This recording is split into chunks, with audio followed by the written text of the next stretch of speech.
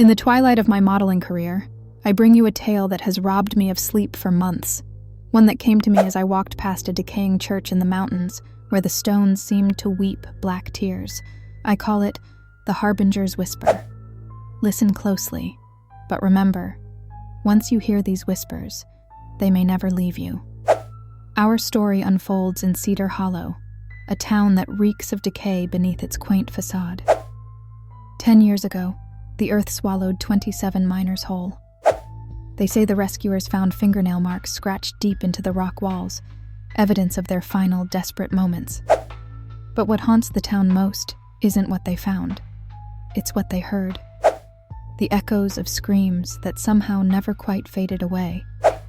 Into this cursed place came Sarah Evers, a school teacher running from secrets that would soon prove tame compared to what awaited her.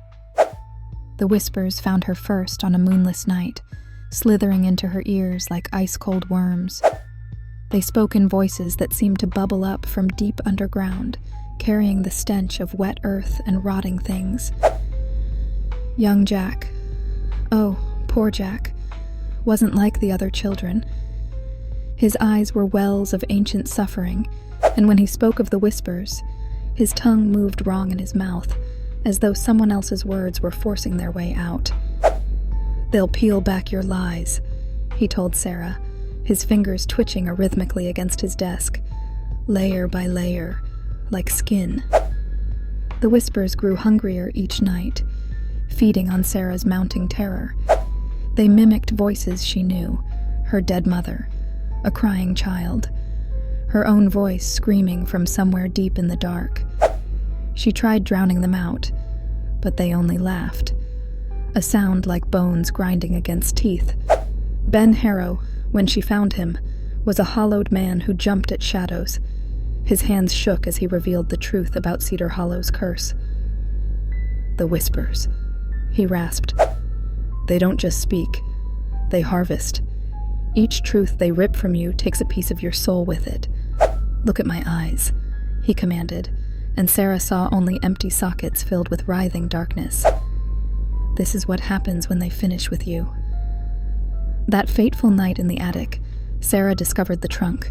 Inside lay a necklace made of what looked like gold but felt warm and wet to the touch, its bird pendant seeming to twitch and flutter in the darkness.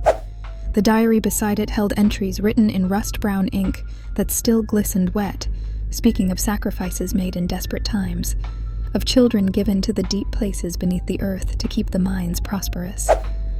The whispers rose to a crescendo then, and Sarah finally understood. Every name in that diary was someone like her, someone who'd come to Cedar Hollow seeking escape, only to become part of its hungry history. The town, you see, needs fresh souls to feed the things that lurk in those deep mine shafts, the ancient hungry things that speak in whispers and wear the faces of the dead. I leave you with this warning, dear listeners. If you ever find yourself in Cedar Hollow, and the whispers begin, don't run. They love it when you run. And whatever you do, don't look behind you when they call your name in the voice of someone you've lost, because what you'll see, what Sarah saw, will follow you into every mirror, every dream, until the day the whispers finally claim you too.